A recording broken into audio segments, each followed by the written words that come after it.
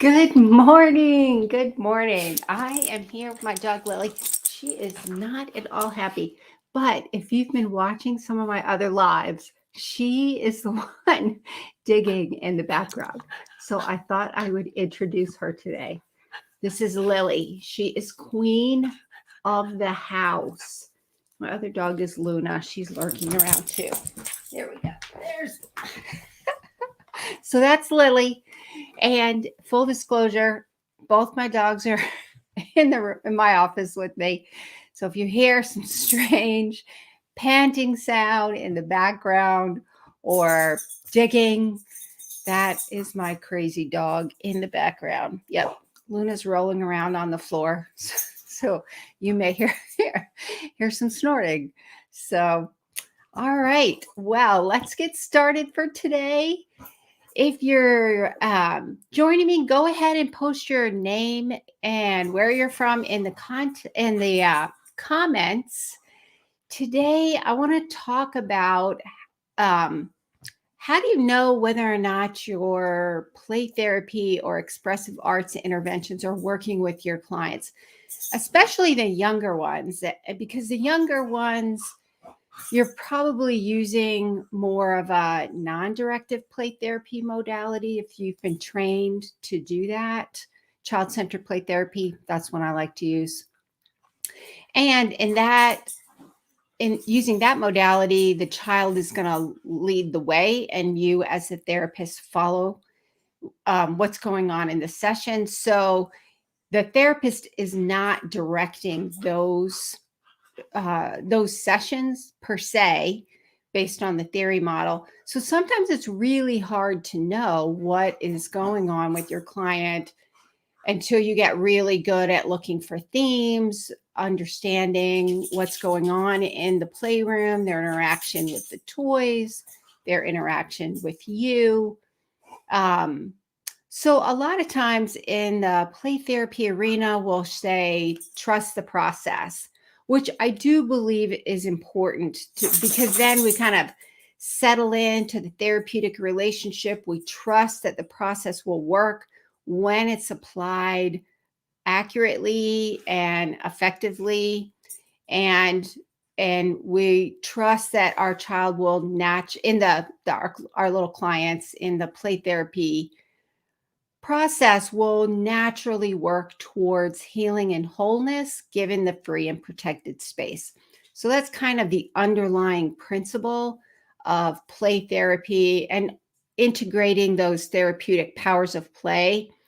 Even when we're using expressive arts modality and we are accessing those therapeutic powers of play using more of an integrated approach. And for the most part, that will work. The thing is, though, how do you know if it's not working? To me, that's one of the really important things that we need to keep in mind when we're talking about the clinical decision-making process. So that's what we're going to talk about today. I'm Kathy Spooner. If you're new to my live streams, I'm Kathy Spooner. I'm a licensed clinical social worker and a registered play therapist supervisor here in the United States. I live on the West Coast, and I've been working in the mental health field with children, adolescents, and families for about 30 years now. And I love using play therapy and expressive arts because I really think it's the most effective way to help our young clients really go to those deeper levels of change. And that's the whole point of using more of a specialized modality with children who are at a different developmental stage than adults. So using an adult model for children is not going to work. And to be honest, I don't always find it helpful when I'm working with adolescents either. And the older the adolescent, yes, because they have access to those higher level cognitive functioning areas of their brain.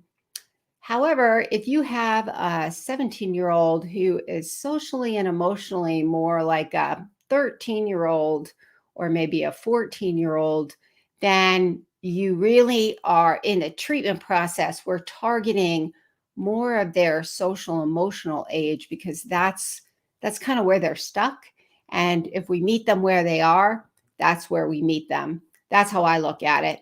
So using more of a, I usually call it like a developmentally appropriate approach to treatment is really, really important. And since play therapy and other expressive arts are generally projective modalities, meaning we are accessing some of the things that are going on with them through kind of nonverbal ways for the most part, like play, art, music, things like that. So we're going to talk today about how do you know if your client is making any progress whatsoever.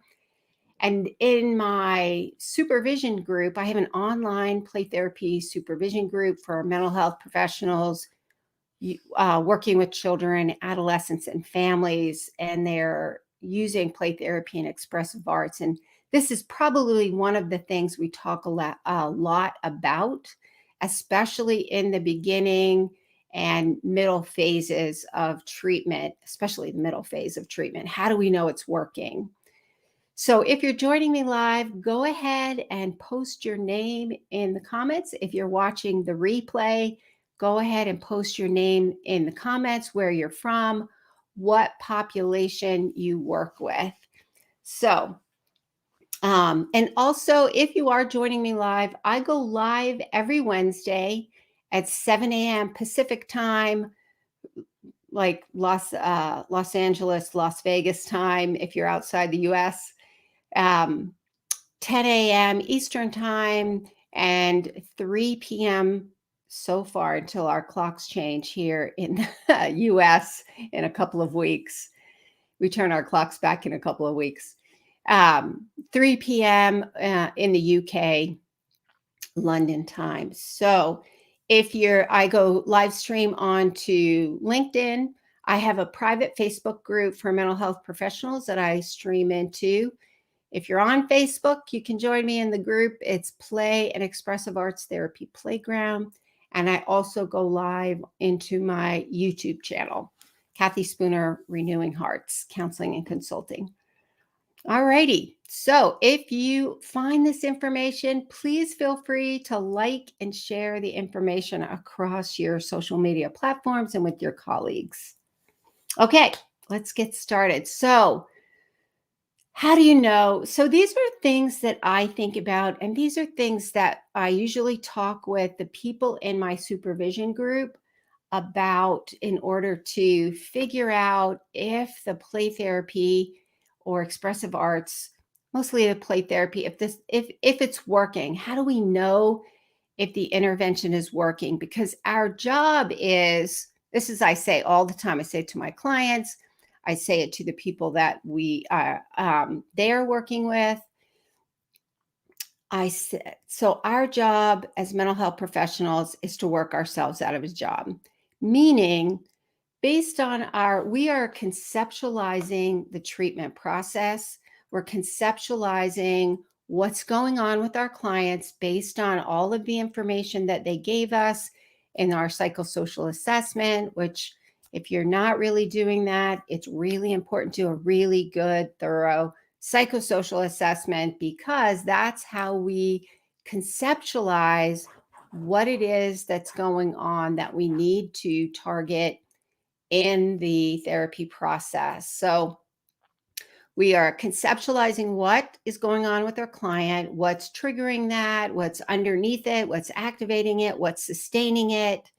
And then we formulate kind of that clinical conceptualization for treatment of, here's where my client is now, here's how the beginning phases of treatment, then we'll get to the middle phase of treatment, and these things usually need to occur once safety and security has been established and they can engage in the change process.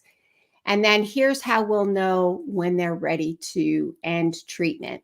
And this clinical decision-making process is a lot of what we do in my online supervision group. And as mental health professionals, we need to make sure that we're doing that so it helps us. It's kind of like a roadmap that helps us navigate through the treatment process.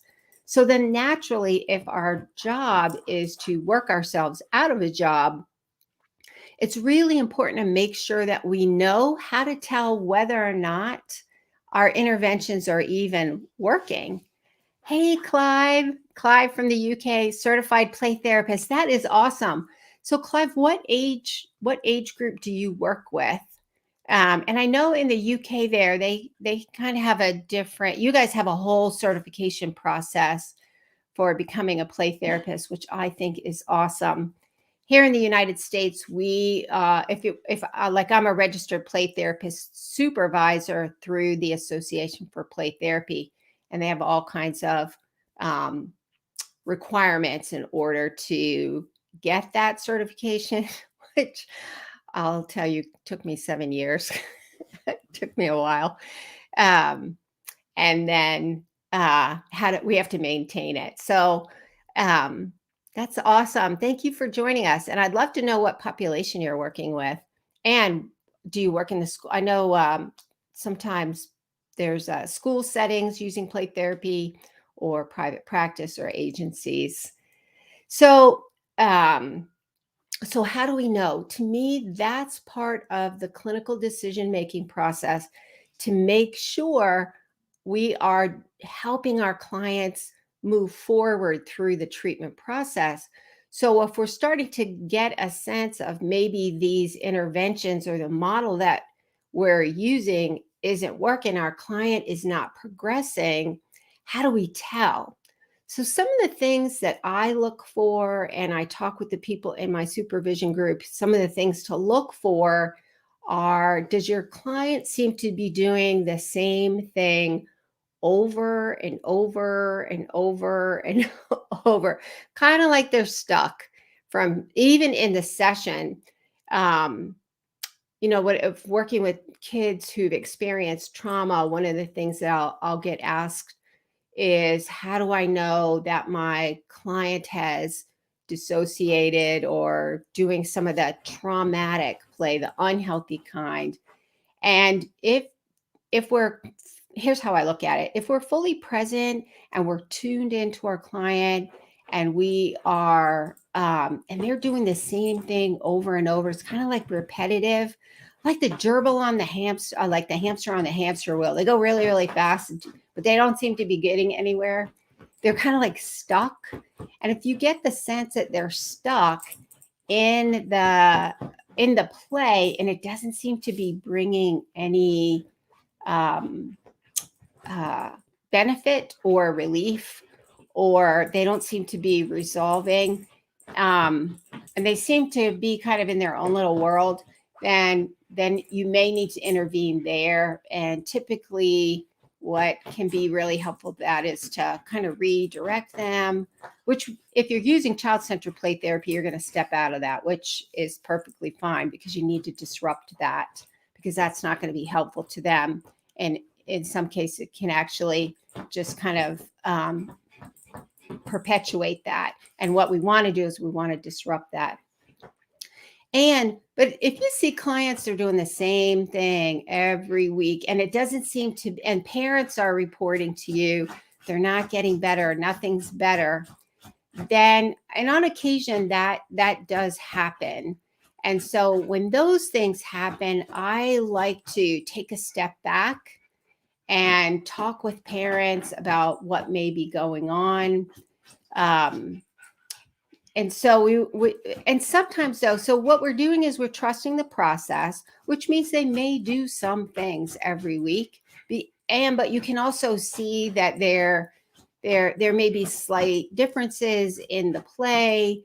You may see a little bit of change. They may introduce different characters. So you'll see a little bit of movement in the play. But if every week, like sometimes I've had little girls who every week for 4 months, a couple of months, 3 maybe, Every week they come in, they don't talk, they paint pictures every week, which can be useful if they are working towards the initial phase of treatment and they're working towards developing a sense of safety and security. It also can be really self-soothing for them. So that's also very beneficial. If that's the case and they're struggling with a ton of anxiety, then it is helpful for them to do some of that self-soothing. And we may even want to, when in our parent sessions, talk about how to help use that as a coping skill at home, integrating parents in. And but if they don't seem to be doing anything else, and parents are indicating, well, but they're doing this or they're doing that, then that may be an indication you may need to try something different. So Clive says he works with ages 5 to 14, older ones, but also have access to my toolkit working in schools. That's awesome. They have really bought into the importance of early intervention. So that, which is positive. Yeah, that is nice, especially when you think about how mental health shows up for children and how they get distressed at school.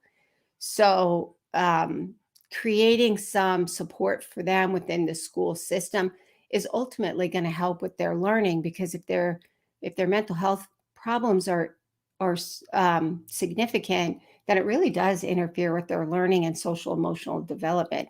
So that is cool. So awesome. Thank you. So another thing that you may want to look for is, especially if you are using something more, a modality more like child-centered play therapy, what are the themes in the play? And are those indicating that they're, so for example, child-centered play therapy has 4 stages of treatment.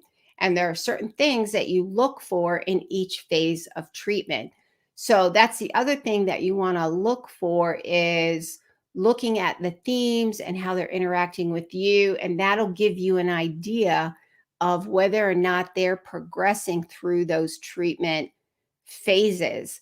And keep in mind, the bulk of the change process happens in the middle phases. So they're going to stay longer there in those middle phases. And you want to be able to see what's going on with their themes and what they're doing in the play process. That'll give you an idea of whether or not your play therapy and expressive arts modality is working. And the other thing is, maybe the client is refusing to come to treatment. They don't want to come anymore, or they throw a fit in the hallway and they won't come into your office. That will oftentimes work in the beginning. But sometimes through the middle phases, the kids will say, I don't want to go anymore. And parents may say, well, they're having tantrums at home. So that may be an indication that there's something going on that you want to take a deeper look at. And the other thing is, are you meeting with parents? I like to say meet with parents at least once a month. And if you're working with really young kids, in the beginning, you want to meet with parents at least once a month without the child present. Parents are the therapeutic agents of change. Developing that collaborative partnership with parents is key, because the children are not going to drive the change process. Parents and grown-ups are that therapeutic agent of change, and they're going to be driving, supporting, and facilitating that change process outside of your office. If you're working in an outpatient clinic setting, you're meeting with them probably once a week for 45 minutes, and the rest of their time they are out in their context. And what I mean by that context is the environment in which they exist. So home, school, sports, peers, if they do activities, like or religious communities that they belong to, that's their environment. So the rest of the time when they are not in your office, they are out there in their world. So if parents are giving feedback to you that the kids are still struggling and there doesn't seem to be any change after they've been in treatment for quite a while, that's probably an indication that there's something else going on, and you need to look at what's going on and figure those things out. And the other thing is, if you're involving the parents in the treatment process, which of course I always recommend when you're able to. When you work in a school setting, it's a little more challenging, because if you're school based, then your focus is on the children in the school. If you have the ability to connect with parents and bring them into the treatment process, I would highly recommend doing that in whatever way you can do that for school-based programs. I don't know, Clive, do you guys do you involve the parents when you're working in the school settings? And I'm curious how you guys do that in the UK. So the other thing, so if you're integrating parents and even family members into the treatment process, what are you noticing in those interactions in the sessions? Um, how are parents beginning to pick up on the cues of their child? What are those interactions like between the parent and child? What is parent reporting to you about before and after those sessions? What is parent reporting to you going on at school and in the home when they're not throughout the week? So all of that information will give you an idea whether or not your play therapy interventions are working, or whether or not you may want to think about doing something differently. And those are a lot of things that we talk about in my supervision group. We'll do some of that clinical decision making, problem solving, to kind of help figure that out and get a sense of what's going on with the themes, what's going on with the client. So the thing is, what do you do if, let me find my little banners here. What are some things you can do if it doesn't seem like your interventions are working? First and foremost, think about whatever theory it is that you're using, because theory drives application. So if you're using child-centered play therapy, are you tracking accurately? Are you what are the themes that you're identifying in the play therapy process? How are you engaging with the client? How is your therapeutic presence in that therapeutic relationship? Because with child-centered play therapy, the therapist is actually for lack of another way of saying it, like the toy. So when we think about play therapy, we think about we're using the therapeutic powers of play, and we use the toys in the playroom or the art material as the therapeutic agent of change, so to speak. In child-centered play therapy, the therapist is actually that relationship between the therapist and the child is the primary focus. And that process is what facilitates the change process through the different phases of treatment. So are you engaged and fully present? Are you effectively and accurately using the model? Child-centered play therapy is hard. I think you have to talk funny. You have to be the way in which you're there, looking for the themes, being fully present, and trying to figure out what's going on all at the same time, and talking funny at the same time. Took me forever. Felt like it was forever until I got really comfortable with that. So are you applying the theory model accurately? And that is a lot of what we talk about in my supervision groups.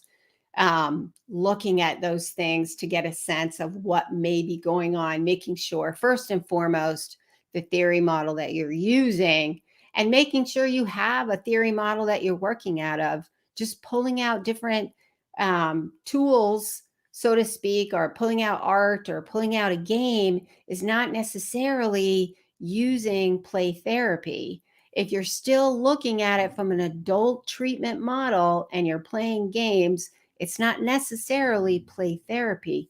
Play therapy integrates how do you access those therapeutic powers of play? How are you present in that change process? Understanding how to apply those to the unique developmental needs of your clients in that moment.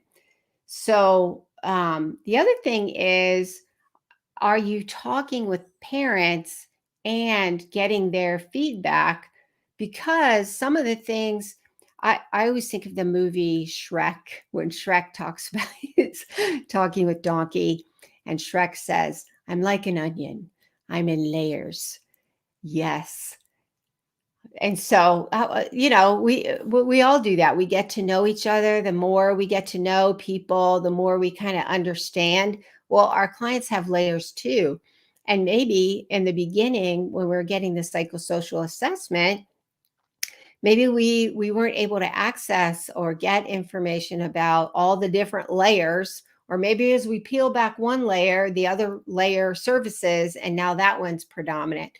So if we're interacting with parents and getting parents involved, then we can get some feedback from them about what's going on in school. If you have the ability and you work with school age children, and this is the nice thing about a school setting, you're in that setting. You get to see how they're doing with their peers. You get to see how they're doing academically. You get to see how they're doing with their teachers. To me, the playground is very diagnostic. You get to see, you can go out there and see how they're doing on the playground. So Clive says, this is awesome, has a meeting prior to the intervention. That's awesome. A referral from school giving reasons. Yep, that's awesome. And what they would like to see as the change. That's good. And I have review with parents in school approximately after 6 or 7 sessions, and complete the SDQ. I don't know what that is actually. It sounds good though. What is the SDQ? I ask parents, teachers, and child and parents to complete at the onset and then review. That's great. I love having some tools like that, because I feel like it can give us some information that parents, well, I like it when we go to the doctor's office. So I remember taking my child there for the doctor's office. I didn't know what to ask. I was expecting the doctor to tell me what to know, just to intuitively know what to ask and to figure it out for me. And after a while, I began to figure out, well, I need to come in with a list of questions. I need to be involved and have an idea of what's going on so I can communicate and give that information to the doctor so that they will know, and that would help them figuring out what was going on with my child. It's the same for us. Having some more, like having tools like that helps parents give some feedback that they may or may not necessarily even think to ask. So if you have some of those assessments, I think that's really helpful. Even those screening tools are really helpful to get some feedback. And also you can use those to kind of track progress. So that's a great idea. I love that idea. So thinking about our clients as happen in layers, like I remember I can't tell you how many acting out little boys I've had coming in, and in the beginning, I get all the information from the parents. I get a good idea. I conceptualize what's going on. We get started, and then we're in the change, middle phase of treatment, and it's just not going anywhere. And the parents come in every week looking at me like, and so then I go back into super sleuth mood. I call that my super sleuth mode. I call that my detective mode, where I begin asking some other questions to see if there may be something going on that I missed, because it was in the beginning. It's like remodeling your house. If you do a a remodel and you're tearing out walls and you're putting down floors, you don't really know the extent of the work that's involved until you go in there and start poking around and pulling up floors and seeing what's behind walls. It's the same way in treatment. So that's, to me, that's part of that clinical decision making process. As we're going along, are we keeping in that mode of curiosity? What's going on underneath this behavior? What's activating that? Why isn't that getting better? What else might be going on? I may need to ask parents this, or this. So meeting with parents and getting that feedback, you can ask them some other things. And a lot of times what I've found is there's another thing going on that maybe we didn't see in the beginning. And after 2 or 3 months, we begin to see some of those other things. Clive says, my approach, you use not, okay, awesome. However, on occasion, I'm directive. Yep. And we're reverting back to non-directive. That's how I do it. I always say to people, my default mode is child-centered play therapy. And then when I'm integrating more directive, especially with the older kids, once they get like around 8 or 9, I start integrating more directive activities. And then so the SDQ is Strengths and Difficulties Questionnaire. Focuses on 5 areas of pro-social conduct, peer. Oh, that sounds good. Known as, I'm going to have to look that one up now. Awesome. Thank you. Good info. So when if we have the parents in there, we can ask questions about, we might have missed something, or maybe another thing that'll happen if they have more than one thing going on. As one area gets better, then you may see another area kind of come more into the forefront, and now you're working on that one. You may go back and forth during the course of treatment, because when they come in, they're bringing what's going on in their daily lives. So if they're during the course of treatment, if they are going through a more challenging time, you may see something in the playroom kind of manifest that may look like they're not getting better or things aren't working, but it may be more an indication of it is working and more things are coming out. So those are things that you want to think about. You want to think about and if that's the case, asking parents, is there a change that happened at home or school? What's going on that might have activated that? So we want to find out what's going on in their daily lives. And then the other thing is, are we engaging the parents to make sure that you're setting aside time to meet with the parents and engage them? Parents are the therapeutic powers. Parents are the therapeutic agents of change. We need to be building trust and rapport and safety and security with parents to invite them to trust us, and so that when we are giving them suggestions for changes, they're going to trust us, that we're not judging them, that we don't think they're bad parents, that we're recommending this from a place of attempting to help because we know how to help them get through the process. Here's how I think about it. If a parent is having to bring their child to counseling, the likelihood they feel like they have failed, and bringing them to counseling is an indication that they can't get it done as a parent, that they've failed. So there may be a lot of guilt, even shame, that they're bringing to the treatment process. And I am a firm believer that as therapists, we need to help parents and support parents and develop that unconditional positive regard with them, to invite them in the change process in a caring and supportive way.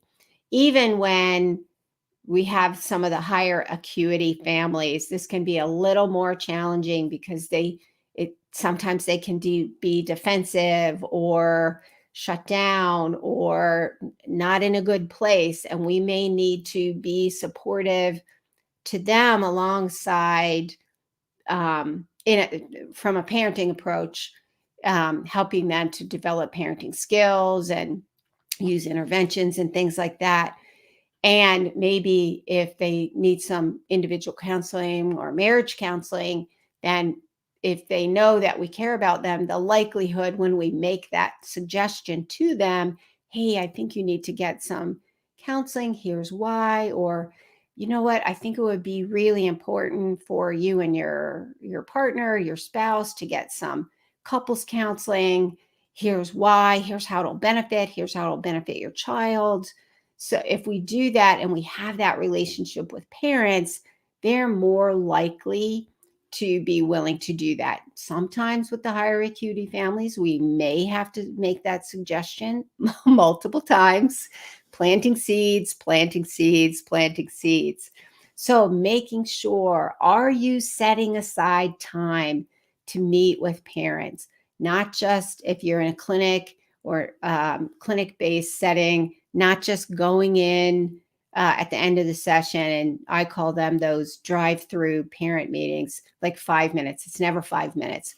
Set aside a time to meet with the parents without the child present so that you can develop rapport, and also you can have a conversation about what's going on and not necessarily in those sessions worry about what the impact on the child will be. That those should not replace family sessions, though. If family sessions are needed for part of your interventions, then make sure you have those too. So I'm not saying only meet with parents and not parent and child, or not family sessions. I'm saying definitely have times where you're dedicated to seeing how things are going, reviewing progress, making sure they're progressing and meeting treatment goals. You want to make sure you have that time. So that is it for today. If just as a recap, there are specific things that you want to look for and think about during the sessions and in your parent sessions, like repetitive play that doesn't seem to be ameliorating the problem, or you see the same thing over and over and over and over and no movement at all. Or the child is complaining about going to sessions, or parents are looking at you saying point blank, this isn't working, then my suggestion would be to take a step back and do some of that clinical decision making about what may be going on with your client. Clive said I didn't mean to. Oh, afraid work is called. Oh, okay. Well, thanks for joining us today, Clive. It was awesome having you. All righty. So the other thing is, you want to make sure you get feedback from parents and clients. Check in with the clients. How are you feeling? How was this session today? I tell them all the time, especially the older ones, if I'm not using child-centered play therapy, if I'm doing integrated, how was this session for you? What was helpful? What wasn't helpful? I promise you, you are not going to hurt my feelings. Feel free to tell me if something was helpful. And if it's not helpful, you can tell me, because I want to get their feedback as well. And then if there are a few things to try, there's a few things to try if your client doesn't seem to be making progress. Thinking about, are you applying the theory model accurately? Are you integrating parents into the play therapy process, because they're the therapeutic therapeutic agents of change? How are they doing at school, home, in their environment? And have those conversations with your client and with their parents or caregivers. So that is it for today. If you're interested, I do have 1 or 2 spots available in my current online supervision group. We meet twice a month in this group. And we talk about all things play therapy and expressive arts. We do a lot of clinical decision making. We will, as long as clients have given permission, we will kind of take a look at themes in play and themes in art and themes in what's going on, and figure out what clinical models to use, what interventions. We share resources. It's really an awesome group. We meet for 90 minutes twice a month in this particular group that I have going on. So if you're interested in the group, or you want to see if it's even a good fit, I like to meet with people first by video. So message me, either tag me in this stream or send me a private message. And we can set up a video call to make sure the group is a good fit for you. So also, if you're interested in finding out more about some of my trainings, or even information about the supervision group on my website, I have some freebies on there if you're interested. So that is it for today, and I will see you next time. Bye.